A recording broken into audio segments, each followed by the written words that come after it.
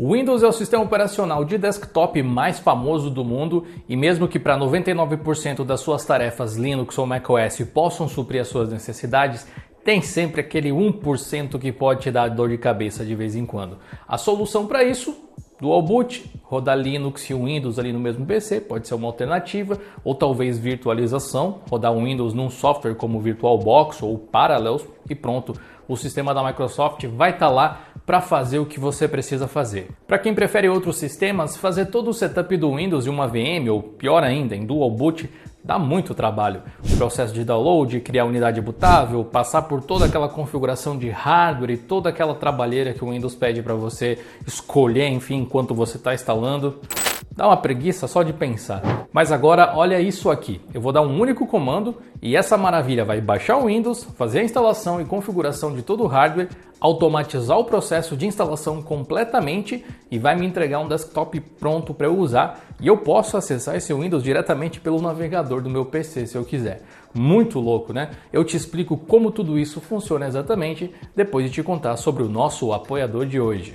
O Recovery. Só quem já perdeu arquivos e não conseguiu recuperar sabe a dor de cabeça que pode ser. Mas além da lembrança de que era uma boa ideia ter feito um backup, você pode utilizar o Recovery para restaurar arquivos que foram apagados sem querer. Com o Recovery você pode pré-visualizar os arquivos em tempo real antes de resgatar eles para ter certeza de que o que você está recuperando é o arquivo certo. O software suporta mais de 1000 formatos diferentes de arquivos, incluindo fotos e vídeos, tem compatibilidade com sistemas NAS e a recuperação de arquivos em Linux com o ext4 também é uma possibilidade, além de vários outros recursos. Você pode conhecer melhor o Recovery no link aqui na descrição.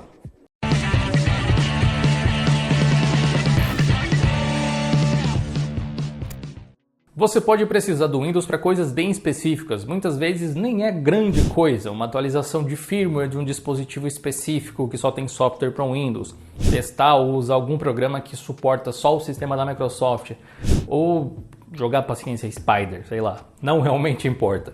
Essa ferramenta aqui facilita demais a sua vida. Ela tem muitas soluções e tem algumas limitações também que é importante que você conheça. O código-fonte está disponível no GitHub, ou seja, é um projeto open source e o que ele faz é basicamente instalar um Windows via um container Docker. Se você só quiser rodar um Windows qualquer para testar uma coisa rápida, tudo o que você precisa fazer é abrir o seu terminal, copiar e colar esse comando aqui. Aí no seu navegador é só acessar o endereço da máquina onde você está rodando o seu container Docker com a porta 8006 e você vai ter um acesso remoto, que nesse caso é local na verdade, via VNC, para acompanhar aí todo o processo e usar o seu Windows. Esse projeto permite que você com um único comando tenha um Windows 11 funcional, evitando todo aquele processo de baixar, fazer todo o setup de configurações de hardware, todo aquele setup que a Microsoft joga no nosso colo, no setup do próprio Windows, além de criar já as conexões para que você possa fazer esse acesso remoto via VNC ou RDP. É realmente muito prático. Se você só queria rodar o Windows 11 rapidamente, é basicamente isso. Mas a gente pode falar sobre as opções que você tem e as configurações necessárias para fazer essa mágica aí acontecer.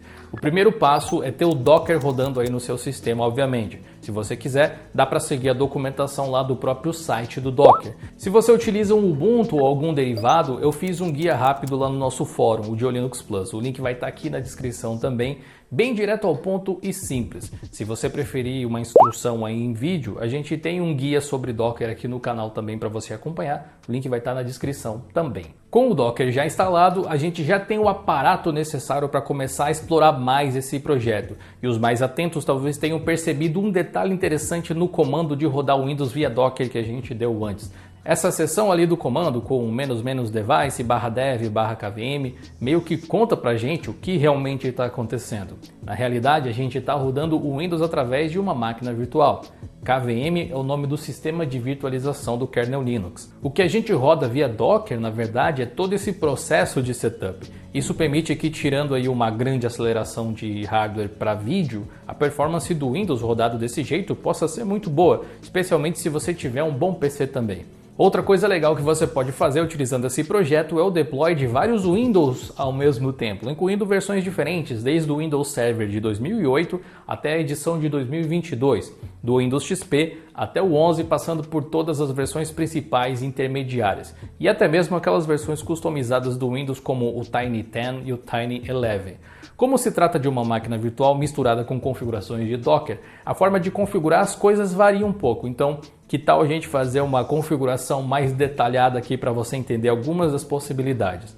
Vamos criar uma pasta aqui na minha home para manter as configurações do nosso sistema e vamos para dentro dela. Aqui nós vamos criar um arquivo de Docker Compose usando o Nano, é um arquivo com a extensão .yml.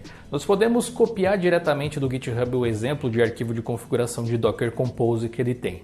E aqui a gente pode fazer algumas modificações, algumas adições. O legal é que a própria documentação informa para a gente como fazer alguns desses ajustes. Por exemplo, nós podemos usar versões diferentes do Windows ali. Se a gente não especificar nada, por padrão ele vai utilizar o Windows 11, a última versão disponível. Através dessa seção a gente pode especificar também o tamanho do disco, a quantidade de RAM e também quantos núcleos do processador a nossa VM vai ter. Aqui depende um pouco da capacidade do seu PC físico para rodar máquinas virtuais. No meu caso, as configurações de exemplo que eles usam ali funcionariam muito bem. Se você tem 16 GB de RAM, 8 GB ainda é manejável. Caso você só tenha 8 GB, colocar 4 para sua VM pode ser uma boa, que é o padrão inclusive de configuração desse projeto. Esse bom senso aí vale para os cores do CPU também. O disco por padrão tem 64 GB apenas, que é o mínimo que o Windows 11 pede. Aqui você pode colocar qualquer valor que o seu disco suporte, mas fica tranquilo que a alocação é feita de forma dinâmica. Você então não pede, 256 GB só por colocar isso no disco da VM. Nós podemos também criar uma seção ali chamada volumes e colocar uma estrutura de diretórios que vai servir de pasta compartilhada entre o seu host e a sua máquina virtual. Isso vai servir também para as configurações ficarem salvas dentro da sua VM, caso você queira usar ela para mais de uma coisa ou para fazer mais do que uma simples ação. Tecnicamente a VM suporta pass-through também, mas se você precisa de algo avançado assim, talvez seja melhor fazer uma VM usando o Virt Manager mesmo, ao invés desse método. Enfim, a gente faz as configurações e depois nós podemos salvar o arquivo e sair. Agora, nós podemos usar o Docker Compose para rodar o nosso container com essas configurações. Então, manda ali um sudo docker compose up -d, deixa o Docker fazer a mágica dele. Você pode até rodar o Docker PS para ver a imagem rodando ao mesmo tempo e você pode abrir o seu browser no localhost com 2.80.06 e acompanhar todo esse processo de download, instalação e configuração automática do Windows 11. Se você estiver rodando isso num servidor remoto e não na sua máquina local, é só trocar o endereço de localhost pelo endereço de IP desse servidor em questão. Depois que tudo terminar, você vai estar na área de trabalho do Windows e já vai poder utilizar ele normalmente. Porém, tem algumas coisas que a gente pode fazer de forma diferente. Apesar de funcionar ok até via VNC, esse método é mais indicado para acompanhar ali o processo de instalação. Depois você pode usar RDP, o protocolo de área de trabalho remota do Windows, para permitir o acesso a outras coisas também, como som, por exemplo, além de uma conexão visual um pouco melhor. Então dá para fechar ali o navegador, minimizar o terminal. A gente pode usar no Linux o Remina para fazer esse tipo de acesso remoto. No Remina a gente adiciona uma nova conexão, coloca um nome para ela, seleciona o protocolo de RDP e nas configurações abaixo nós colocamos o IP do servidor, que se for a sua própria máquina é o IP do seu PC. Em nome de usuário a gente coloca ali Docker, esse daí é o nome de usuário que é criado automaticamente nesse setup, e esse Windows aqui também não tem senha por padrão, você pode até colocar depois se quiser. Então a gente pode deixar esse campo vazio por enquanto. Mudamos ali para a aba de avançado e podemos mudar a qualidade para a mais alta possível. Em saída de áudio a gente pode colocar local. Tem muitas opções de acesso remoto via Remina e RDP que você pode fazer por aqui. Não vem ao caso explicar tudo que o Remina pode fazer, mas dá uma explorada por ali, quem sabe você acha coisas interessantes para o seu setup com certeza. Clica ali em salvar, isso vai facilitar o seu acesso no Windows via Docker para depois, e depois basta dar 2 cliques ali na conexão que a gente criou e aceitar o certificado. Na tela seguinte o programa vai pedir a senha do Windows, mas como eu disse, ele não tem senha, então é só deixar vazio, marca para salvar a suposta senha e clica em OK. A conexão deve acontecer, mas se a tela ficar muito pequena, é só você clicar naquele ícone na barra lateral para mudar a resolução de forma dinâmica.